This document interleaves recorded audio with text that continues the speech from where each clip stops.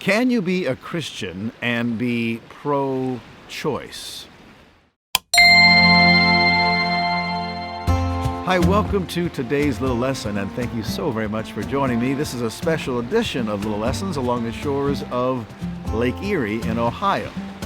And I'm blessed to be here with my wife and our children and our 10 grandchildren. We do this once a year around this time of year when the rates go down. And we get to enjoy a week together in a family reunion, and little kids love the beach. So anyways, want to try to answer a question on this little lesson that has been posed by one of our viewers. Can you be pro-choice and be a Christian?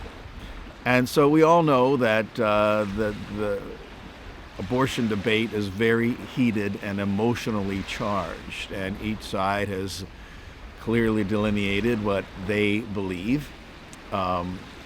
Those of us, like myself, who are pro-life, are against abortion under essentially any circumstances.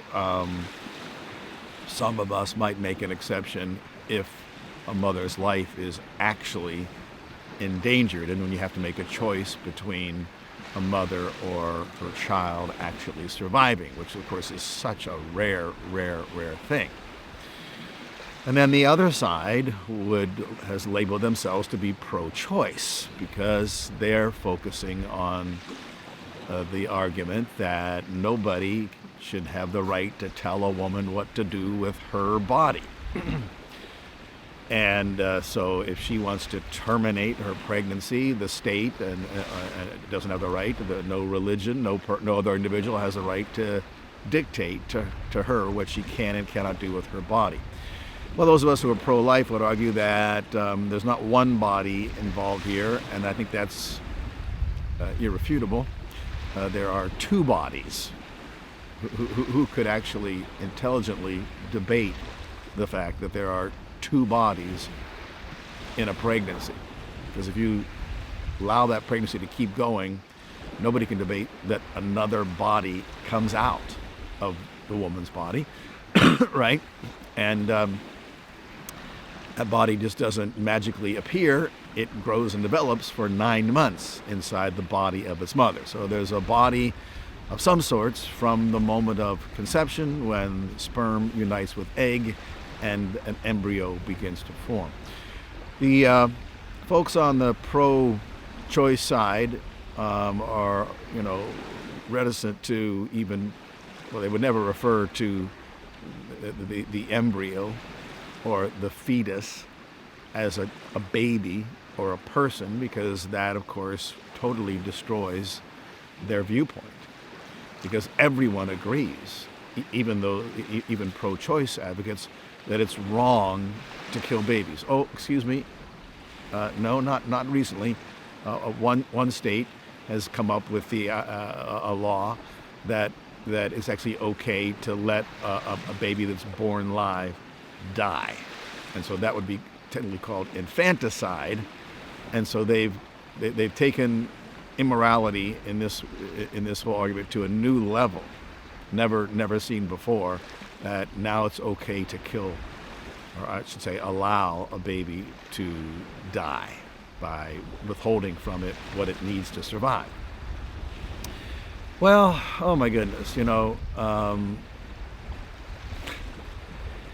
those of us who are born again, believers in Jesus Christ, we have a hard time even understanding why this is even something that is discussed.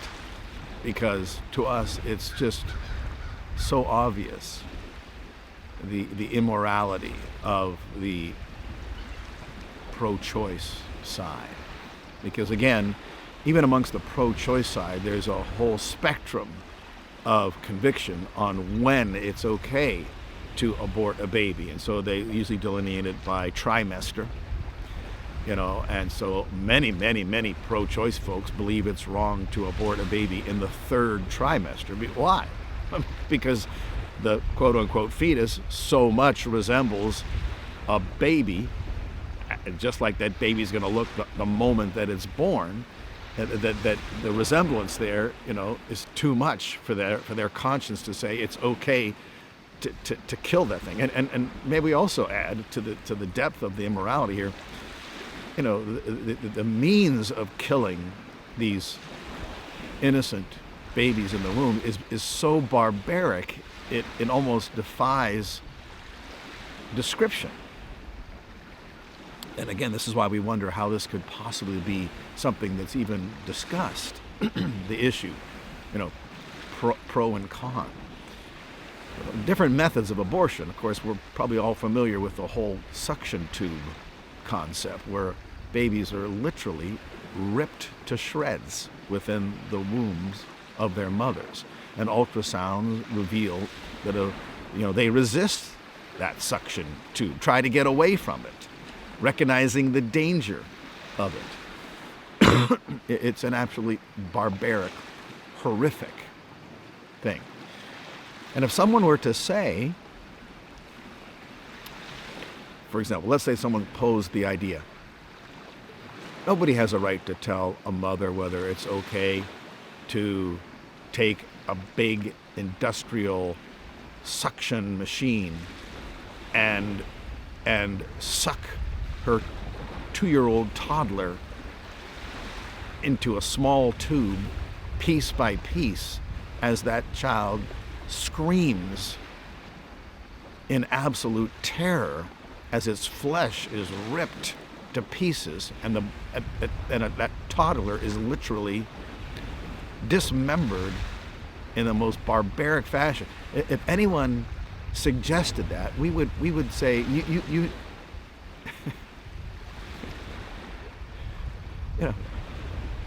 something's very, very wrong. Something's very, very, very wrong with you. And no one suggested that because it's so outlandish. So outlandish. Even though occasionally, mothers do kill their toddlers, and they wind up, being put on trial and going to prison for it. See, so when you just break this down logically, the pro-choice, the pro-abortion side doesn't have much to stand on. So that helps us to answer the question, can you be a Christian and be pro-choice? Well, what if we ask the question, can you be a Christian and believe it's okay to kill toddlers by ripping them to shreds, sucking their little bodies through a tiny suction tube that dismembers them and rips them to shreds? I think we'd all say, no way. Not only can't you be a Christian, can you even be a human being and believe that would be morally acceptable? So the question kind of gets answered for us here. If in fact the quote-unquote fetus is a baby, which, it has all the parts of a baby, children can be born incredibly premature, the fetuses, and the survival rates are incredible given the right attention and care. So they have all the necessary parts to survive outside the womb given the right kind of care. There's a heartbeat detectable at 6 weeks. 6 weeks. So a number of states have passed the heartbeat bill now that there's a detectable heartbeat. And it's interesting because the pro-choice folks are debating that now. Is it really a heart? Is it really a heartbeat? And it should be better called cardiac activity, but not an actual heartbeat. See, they're grasping at straws at this point to try to get away from what's so obvious that that's a baby. Just yesterday I was sitting here, and I'm about to close because I'm over my time. I was sitting right here, and I watched a bald eagle swoop down and grab a fish and carry it off. One of those moments that you go, wow. Well, of course, in the United States, it's illegal to ruin, destroy a bald eagle egg. because the bald eagles for a long time were on the endangered species list. But I believe it's still illegal to harm a bald eagle egg. Why is that? Because everyone knows if you destroy the egg, you've destroyed a future eagle. No one debates that. Well, even if you can say somehow it's not a human being, no one can debate you're killing what's going to become a human being, right?